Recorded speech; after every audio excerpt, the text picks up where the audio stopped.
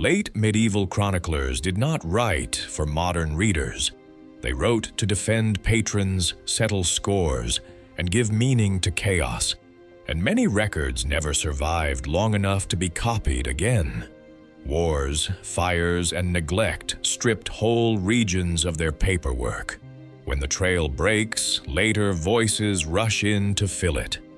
Today, we are going to discuss 8 historical mysteries that are still unsolved. The first mystery begins with a king who did not return from a hunt. On August 2nd, 1100, William Rufus rode into Hampshire's New Forest, and the Anglo-Saxon chronicle tradition later blamed a stray arrow. Walter Tyrrell fled, the rest scattered, and the corpse was carted to Winchester for a rushed burial. Henry, present on the hunt, seized the treasury and gained a swift coronation. It may have been a misfire in tangled woodland, reckless shooting, or an arranged accident timed for advantage. In royal succession, sudden deaths often breed crises.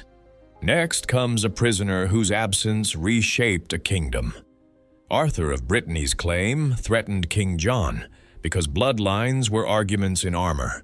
After his capture at Mirbeau in 1202, Arthur was moved between fortresses, and by 1203 he was held at Rouen.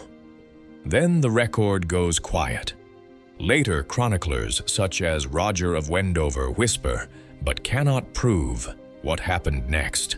John might have killed Arthur, ordered it, or lost him during an escape. Without a public body, propaganda filled the gap, and legitimacy curdled into fear for friends and enemies alike. Then the trail leaves Britain entirely, following exiles into legend and geography. After 1066, some English warriors reached Byzantium, and later stories say they fought, then asked for land.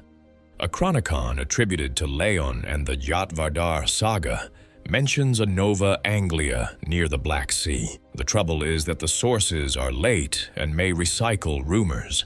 Still, travelers speak of Saxons in imperial service, and a few map names look tempting. If a colony existed, memory may have preserved it after paperwork vanished. Yet hard proof stays out of reach. Another mystery is not the fall itself, but why key people survived it. At Erfurt in 1184, a royal assembly under Henry VI met in a crowded upper hall. The floor broke, and men plunged into a cesspit below, dying by the dozen. Yet the king and a few prominent figures escaped, which makes the event feel pointed. The simplest cause is rotten beams and overload. The darker thought is sabotage, since rivals had a motive and insiders had access. Feuds can make disaster read like design. No document settles that suspicion.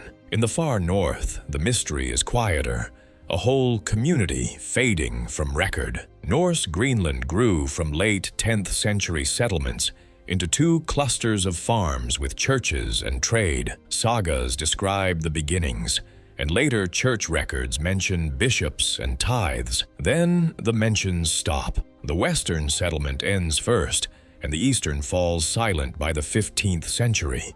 Climate stress, sea ice, trade collapse, conflict, disease, or gradual departure all fit in part. It shows how survival systems can fail slowly.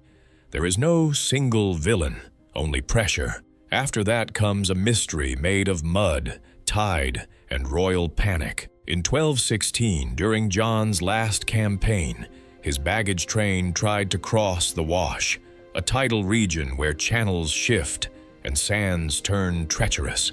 Accounts speak of wagons sinking as water returned, taking chests of coin and valuables.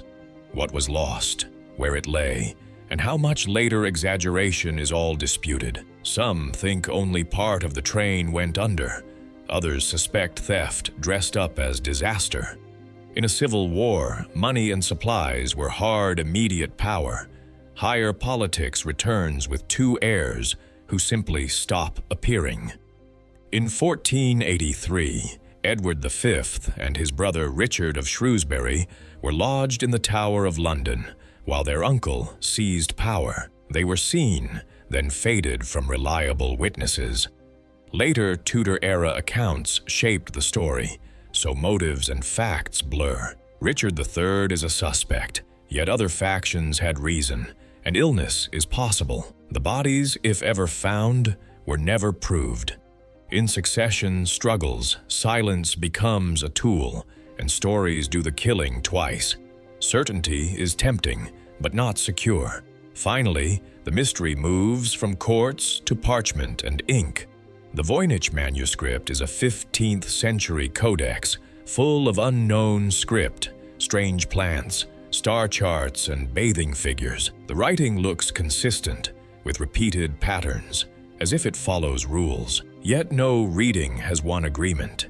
Is it a cipher for Latin notes, a constructed language, a medical handbook from a closed circle, or deliberate nonsense made to dazzle? Each option fits some pages and fails others. Medieval knowledge could be guarded, copied incorrectly, or lost. That uncertainty is the work's power. These mysteries last because medieval evidence is partisan, patchy, and sometimes rebuilt later. If you enjoyed this tour of questions, subscribe for more medieval explanations.